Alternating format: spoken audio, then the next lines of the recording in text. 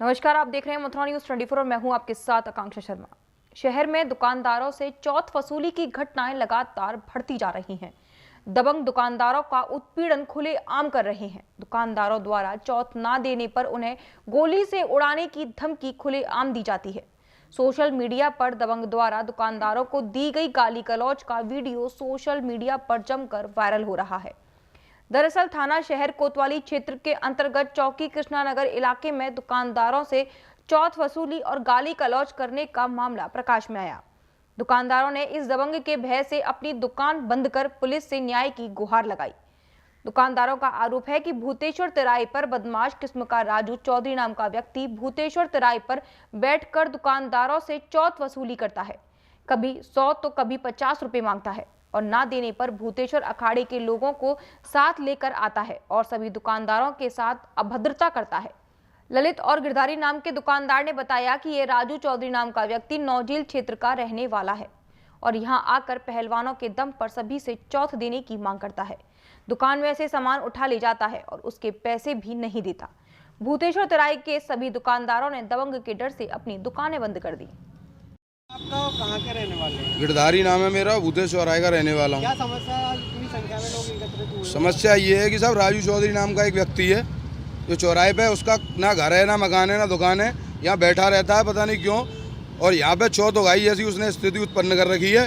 कभी तो पहले तो 10-20-50 की बात थी तो आदमी दे देता ना, खाने के पैसे देता है, और चौथ उगाई की स्थिति हो गई है। पहले 10-20-50 की बात थी, कोई बात नहीं, अब स्थिति वो ऊपर बढ़ने लग गई है उसकी, और उसकी गुंडी फैलने लगती है, बदमाशों की धमकी देता है। और रात को हमारे बुजुर्ग पिताजी हैं 70 साल के, उनसे हाथापाई करके गया है और बदतमीजी करके गया है। और फिर हम चौकी पे दे आए थे लिख के, तो मुझे लगता है रात में वो कोई गए नहीं है। तो जब सुबह आके फिर 3 बार कम से कम धमकी दे के गया कि दुकान खोलो तुम्हारी गोली पड़ेगी। विकास कार्यों की श्रृंखला को बढ़ाते हुए बलदेव के ब्लॉक प्रमुख राजपाल सिंह भरंगर द्वारा बलदेव विकास खंड के नगला मोहन में स्थानीय ग्रामीणों की समस्याओं को दृष्टिगत रखते हुए लगभग 125 मीटर लंबी इंटरलॉकिंग सड़क का लोकार्पण कार्य प्रारंभ किया। यह क्षेत्र पंचायत की निधि से बनाई गई इंटरलॉकिंग सड़क का ब्लॉक प्रमुख ने स्थानीय लोगों की मौजूदगी में फीता काट कर लोकार्पण किया।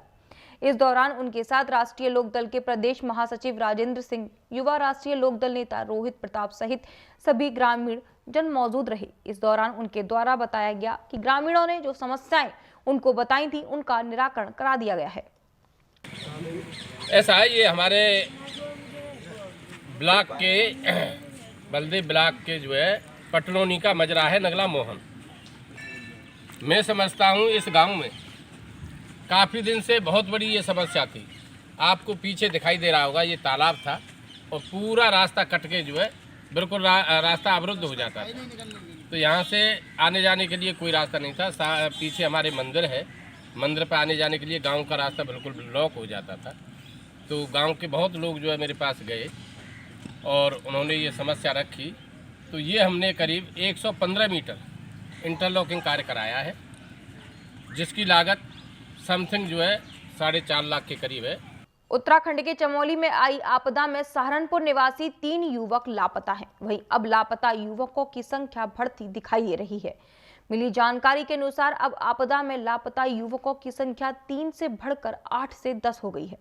वहीं देर रात हुई अधिकारियों की बैठक में अधिकारियों का प्रतिनिधिमंडल आज उत्तराखंड के चमोली आपदा में भेजा गया, जहां वो जनपद सहारनपुर के आपदा में लापता लोगों की जानकारी लेंगे।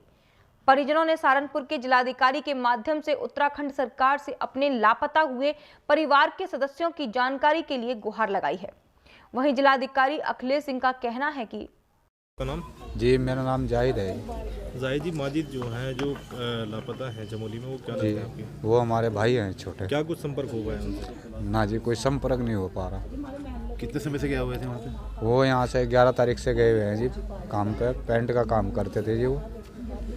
तो इस बारे में उसकी ठेकेदार जी की जिम्मेदारी में हो गए तो उनसे कोई बात संपर्क हो पाया, कोई बातचीत हुई किसी की? जी, ठेकेदार से बात हुई थी जी। उन्होंने जो कहा था कि भाई अभी तो मैं दिल्ली हूँ, मैं जाऊँगा वहाँ से, तब जाकर भाई कुछ सूचना दूंगा, कुछ पता दूंगा अगर। लेकिन अभी वो पहुँचा नहीं जी। उसने फिर अपना लड़का भेजा जी वहाँ पर, वो अभी रास्ते में है, अभी वहाँ पहुँचा नहीं जी वो। आपका नाम? अरशद। अरशद जी, रिजवान क्या लगता है आप? भाई है। रिजवान से कब आखिरी बार आपकी बात हुई थी और कब वो यहाँ से गए थे गाँव से? 11 तारीख को यहाँ से गए थे, और परसों रात में बात हुई थी मेरी। उस टाइम सकुशल थे, वहाँ पर सही थे? सब कुछ सही था उस टाइम। अब आप नंबर डायल कर रहे हैं कल से, जब से आपदा आई है, जब से हादसा हुआ है, जी। क्या नंबर मिल पाया, क्या कुछ बातचीत हो पाई है? कोई नंबर नहीं मिल रहा। पुलिस की तरफ से क्या आश्वासन दिया? पुलिस वालों का आश्वासन नहीं था, रात आए थे, नाम लिख के ले गए थे, फोटो ले गए थे, क्या किसके थ्रू ये आप बोल गए गए थे थे? जो पता लगा कुछ बता देंगे। किसके? देखिए, ये जो प्राप्त सूचना के मुताबिक जनपद सहारनपुर के 3 युवक जो कि अम्बेटा के रहने वाले हैं, ये 3 लोग एक ठेकेदार के माध्यम से चमोली में काम करने के लिए गए थे, जो कल से उनसे कोई संपर्क हम लोग स्थापित नहीं कर पा रहे हैं। उनके घर वालों ने ये सूचना दिया है और हम लोग जो भी वहाँ के हेल्पलाइन नंबर हैं उनमें प्रयास कर रहे हैं, किंतु अभी तक उनसे कोई हम लोगों का संपर्क या उनके बारे में कोई जानकारी नहीं प्राप्त हुई है। और हम लोग ये प्रयास करेंगे कि जल्दी से जल्दी इसमें जैसे ही कोई जानकारी प्राप्त हो हम उनके घर वालों को जो है बताएं और इसमें जो भी आगे की आवश्यक कार्रवाई होगी वो आवश्यक कार्रवाई हम लोग तत्परतापूर्वक कराएंगे।